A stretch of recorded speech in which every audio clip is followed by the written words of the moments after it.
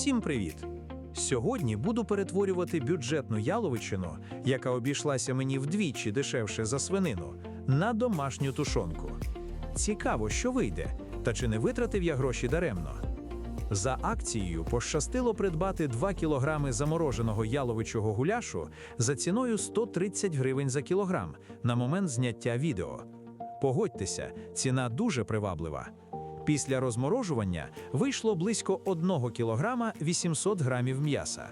За такої ціни це нормально, тому що взагалі були сумніви, а чи яловичину мені продали за таку ціну. Не обдурили, у мене в мисці справді яловичий гуляш.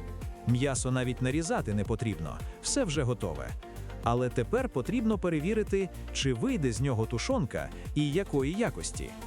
Готую спеції із розрахунку на 1 кілограм сировини. 10 грамів солі, у мене 18 грамів. 3 грама сухого часнику, підготував 5 грамів. 1 грам чорного меленого перцю, у мене 1,8 грамів. Додаю сіль та всі спеції до м'яса. Добре перемішую.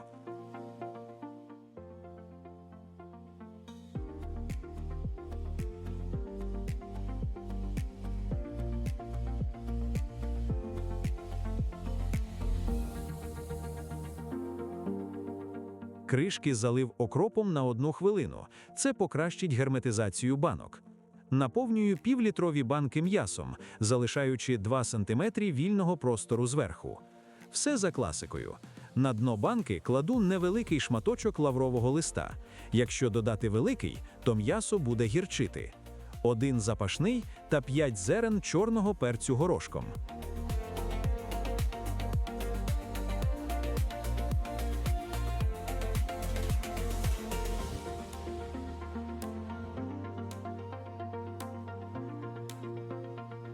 Так як м'ясо не жирне, кладу 1 чайну ложку смальцю, щоби жир був зверху, для кращого зберігання. Закручую кришками Twist Off. Можна використовувати звичайні кришки під ключ.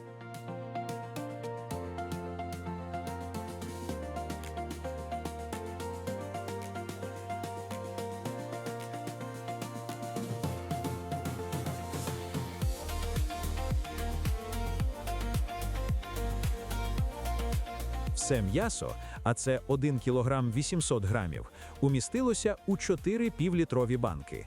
Беріть це на замітку. Виглядає майбутня тушонка вже непогано, залишилося лише приготувати.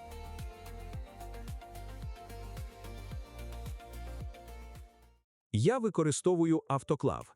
Буду готувати за температури 120 градусів 40 хвилин. Це забезпечить найкращу безпеку продукту. Звичайно, можна готувати і в каструлі з водою протягом 5 годин, тому що не всі мають автоклав. Але я такому способу не сильно довіряю, тому що термін зберігання тушонки менший, та й вся кухня протягом 5 годин перебуває в парі, навіть витяжка та кришка каструлі не допомагають. А що ви думаєте з цього приводу? Пишіть у коментарях. Періодично контролюю роботу автоклаву.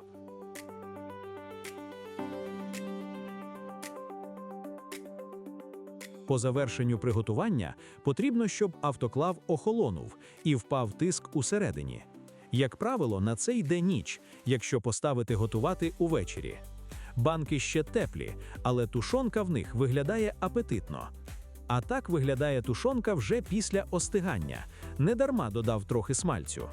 Хоча тушонка має настоятися пару тижнів, щоб набрати смак, а краще місяць, я відійду від правил, бо цікаво, що ж вийшло.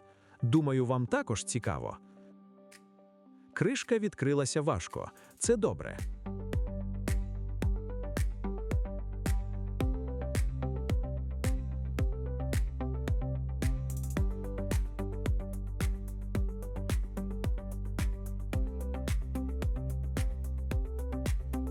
На смак звичайна яловича тушонка, однозначно краща за магазинну. Жиру практично немає, за винятком доданого мною смальцю. По солі та спеціях ідеально, більше додавати нічого не потрібно. Вийшла чудова бюджетна яловича тушонка. Собівартість однієї півлітрової банки – близько 80 гривень. А за якою ціною ви купуєте яловичу тушонку і чи купуєте взагалі? Пишіть у коментарях. Я особисто давно не купував, так як вона зараз дуже дорога. Якщо відео було корисним, ставте лайки, підписуйтеся на канал. Попереду ще багато корисних відео з домашніх заготовок і не тільки. Всім добра та миру!